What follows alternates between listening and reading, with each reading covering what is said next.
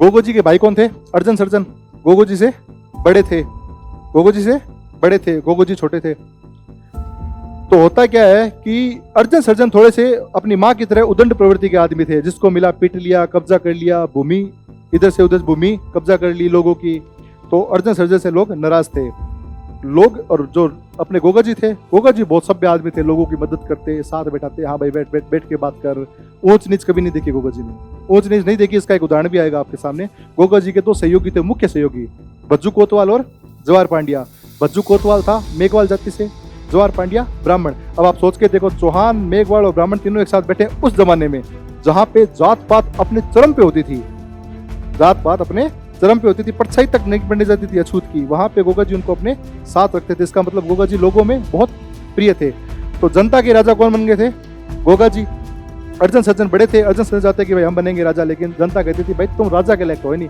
तो अर्जुन सर्जन तो थे बलाल देव, बाहुबली थे गोगा जी। जनता चाहती थी गोगा जी को राजा बनाना, और जेवर जी ने उनकी बात मान भी ली जनता की। जेवर जी ने कहा कि राजा बनेगा गोगा। वो तो ठीक था, अर्जुन सर्जन वो खून का घूंट भी पी गए। फिर आपको पता होगा कि अर्जुन सर्जन और गोगा जी की दोनों की माँ आपस में बहनें थी। तो इनके नाना की एक जमीन थी चूरू में, चूरू में इनके एक नाना की जमीन थी। उनके कोई बेटा नहीं था, तो बेटा नहीं था तो जमीन किस में जाएगी? बेटियों में जाएगी। लेकिन नाना ने गोगा जी का व्यवहार देखते हुए गोगा जी के नाम कर दी जमीन। अर्जुन सर्जन के ना तो मन राज मिली और ना मन जमीन मिली, कुछ तो दो। तो गोगा जी ने कहा भाई अपने अपने कर्म है, आप अपने कर्म से देखो। तो उन्होंने गोगा जी पे आंख बांध ली। जो कहते हैं ना जमीन का मुद्दा हुआ था, वो जमीन का मुद्दा, जमीन की लड़ाई वहां से स्टार्ट हुई थी। फिर अर्जुन सर्जन क्या करते हैं, उस वक्त 1000 लगभग 22-23 की बात है, 22-23 की बात है। इस वक्त एक विधर्मी आक्रमण कर रहा था भारत पे, और बार बार आक्रमण कर रहा था। उसका नाम था महमूद गजनवी। जो आता गजनवी से आता आता सोमनाथ मंदिर को लूटता चला जाता, सोमनाथ मंदिर को लूटता चला जाता। हर बार वो क्या करता, राजस्थान में जो गोगा जी का जो इलाका था, गोगा जी का जो इलाका था उससे क्रॉस करके निकलता। उसको पता है गोगा घुसने नहीं देगा, किसी भी सूरत में ये व्यक्ति घुसने नहीं देगा हमें। अर्जुन सर्जन इसके पास जाते हैं। अर्जुन सर्जन को पता है कि गोगा जी की ताकत बहुत शानदार है, गोगा जी की ताकत बहुत शानदार है, हमें ऐसे तो जीतने नहीं देगा। हमें किसी ऐसे व्यक्ति की जरूरत है जिसके पास खूब सेना हो। खूब सेना थी किसके पास? महमूद गजनवी के पास। एक बार ऐसे शॉर्ट लेकर आऊं फिर मैं आपको लिखूंगा। महमूद गजनवी के पास सेना थी। अर्जुन सर्जन इसके पास गए कि सर मदद कीजिए। तो उसने कहा बदले में मेरे को क्या मिलेगा? बदले में आपको हम बहुत कुछ देंगे। मध्यकाल में सबसे बड़ा धन माना जाता था या तो इज्जत या फिर गायें, या फिर गायें।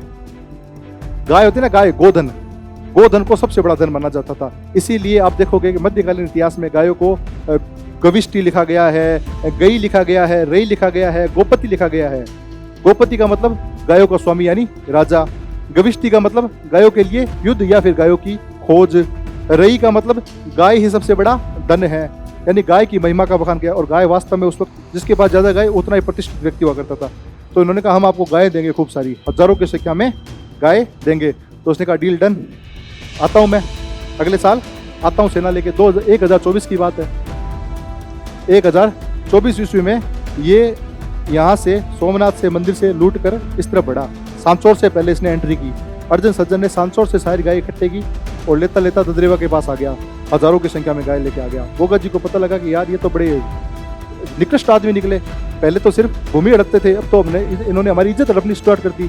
गायें इज्जत मानी जाती थी, तो इन्होंने क्या किया, गायों को हड़पना स्टार्ट कर दिया। और जैसे ही ददरेवा के पास पहुंचे तो गोगो जी अपने 47 पुत्रों और 60 भतीजों के साथ, 60 भतीजों में अर्जुन सर्जन के बेटे भी शामिल थे, ध्यान रखना।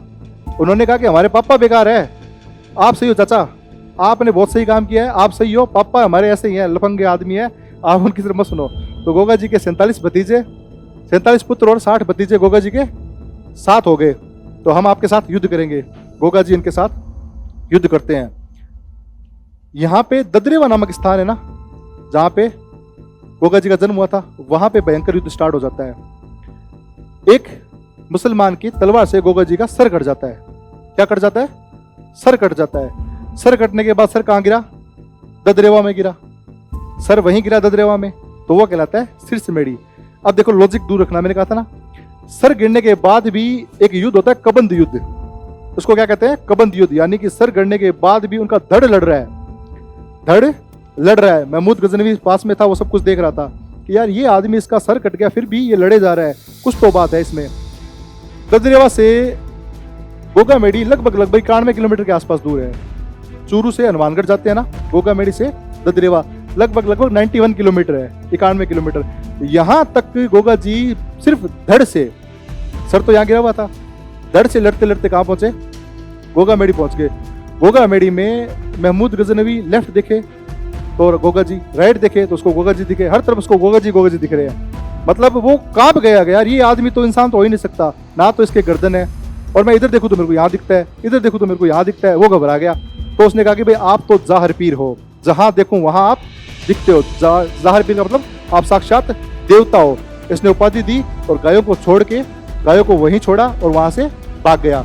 गायों को जैसे छोड़ा, गोगा जी की धड़ शांत हुई और धड़ वहां गिर गई। धड़ गिरी कहाँ? गोगामेडी पे, जिसको धड़ गिरने के कारण दुर्मेड़ी भी कहते हैं। धड़ गिरने के कारण क्या कहते हैं? दुर्मेड़ी भी।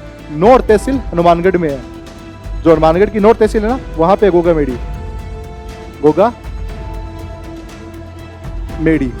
ठीक है। अर्जुन सर्जन तो यही मार दिया था, अर्जुन सर्जन को तो यही सल्टा दिया था। चलो पहला तो थाने निपटावा, बाद में देखा, तो इनको तो यही निपटा दिया था। फिर गोगामेडी में उनकी धड़ गिरी तो वहां पे उनकी क्या बन गई? समाधि बन गई।